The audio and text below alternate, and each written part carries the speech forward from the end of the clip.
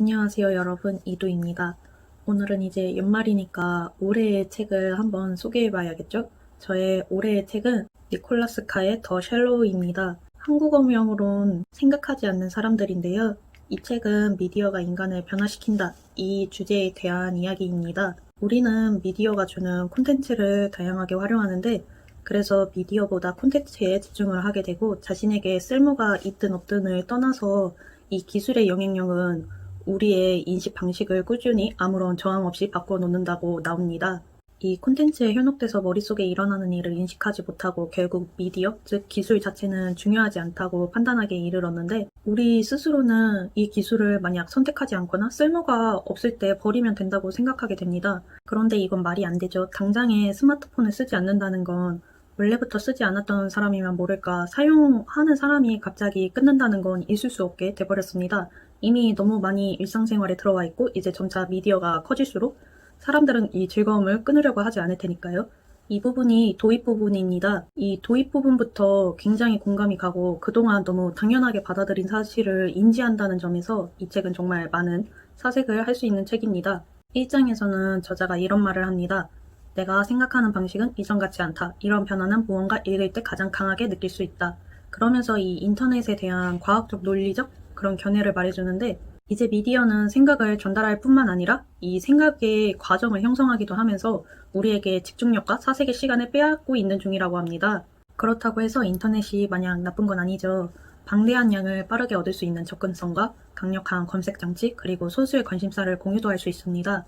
일각에서는 이런 측면으로 우리가 책을 읽는 그 능력을 상실한 손해를 만회한다고도 주장을 합니다. 그런데 아까 미디어가 생각의 과정을 형성한다는데 이 주기가 방대한 정보로 이 주기가 점점 짧아질수록 결과는 더 오류가 난다고 생각을 합니다. 이런 생각이 든 이유는 책을 다 읽고 난 다음에 느꼈는데요. 이 장은 우리의 뇌에 대한 이야기입니다.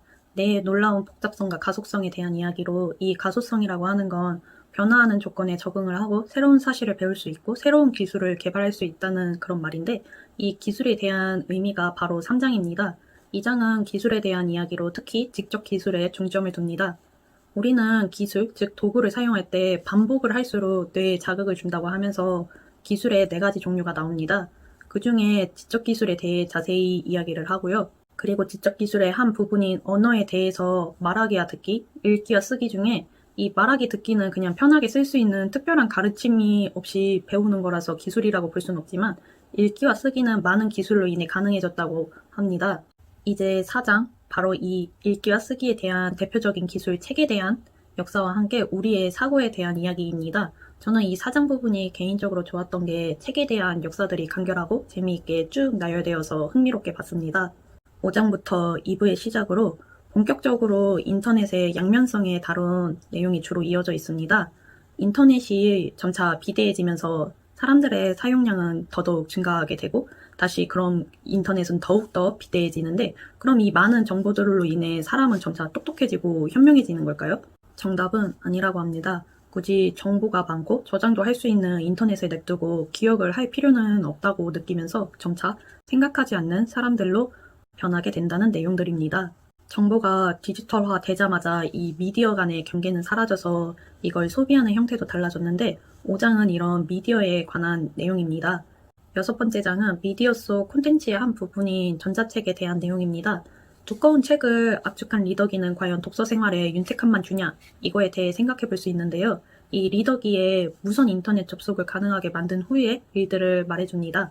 7번째 장에서는 미디어를 소비하는 우리의 뇌의 변화에 대한 이야기입니다. 우리가 검색을 할수록 정보는 점점 모여서 더 단단한 알고리즘으로 우리를 유혹하는데 8장에서는 바로 이 알고리즘의 시작이자 인터넷의 제국이라고 불리는 구글에 대한 이야기입니다. 9번째 장에서는 이 구글의 막대하게 자라난 검색으로부터 우리의 기억이 어떻게 변하는지 이야기해줍니다. 마지막 장은 모든 내용을 정리해주면서 마무리가 됩니다. 그리고 책이 개정 증보판으로 나오면서 원래 마지막 10장으로 끝나지만 추가로 11장 같은 후기가 담겨져 있습니다. 여기서는 SNS에 대한 이야기로 우리가 인터넷에 중독되는 큰 이유 중 하나인 소통에 대해 생각해 볼 수 있습니다. 댓글이나 이메일 등 우리가 서로 의사를 주고받으면서 외로움을 느끼지 못하게 되면서 점차 빠져들게 되죠. 이 책은 이북도 있지만 저는 개인적으로 종이책으로 보길 정말 잘했다고 생각하고요. 아직 안 읽어보신 분들이 계신다면 이왕이면 종이책으로 권하고 싶습니다. 이제 왜 올해의 책으로 이 책을 뽑았냐면 첫 번째는 올해의 책이니까 올해 출간되었으면 좋겠다고 생각을 했습니다. 물론 이 책이 초판으로 10년 전에 나오고 리커버로도 나왔지만 이번에 개정 증보판으로 올해 나왔으니까 뽑았고요. 두 번째는 책을 한 권만 추천을 한다면 그 대상이 남녀노소 상관없이 누구에게나 추천하고 권하고 싶은 가족들이 봐도 좋을 법한 그런 내용이었으면 좋겠다고 생각을 했고 이 책은 스마트 세상에 살고 있는 현재 우리들에 대한 이야기라서 이 책을 제 기준 올해의 책으로 선정하게 되었습니다. 그리고 마지막은 책을 읽으면서 요새 책 읽기에 집중이 간혹 안 돼가지고 사놓기만 한 책을 읽게 도움을 주고 이 장을 읽다 보면 원하는 꿈을 생각만 해도 정말 이룰 확률이 높다는 것을 연구 결과로 보여주는데 문득 말이라는 거에 타인에게도 잘해야 하지만 자신에게도 잘해야겠다고 느끼면서 단순히 인터넷과 사람의 연결점만 아닌 다른 사색도 할 수 있고 우리가 막연히 뭔가 잘못됨을 인지할 수 있다면 서서히 변하는 것을 좀 더 고쳐가면서 긍정적이게 받아들일 수 있지 않을까라고 생각이 들었습니다. 인터넷의 안 좋은 점을 보여주는 책을 소개하는데 왜 유튜브를 이용하냐고 묻는다면 이 책은 미디어는 나쁘다, SNS는 끊어야 한다 이런 내용이 아니라 인터넷의 양면성으로 인해 변화하는 사람들의 이야기로 이 양면성을 이용해서 좀 더 좋은 쪽으로 변화하는 방법을 사색할 수 있는 책이라고 생각합니다. 궁금해서 이 책을 직접 읽어보시면 그것만으로 저는 이 영상을 만든 보람이 충분하고요.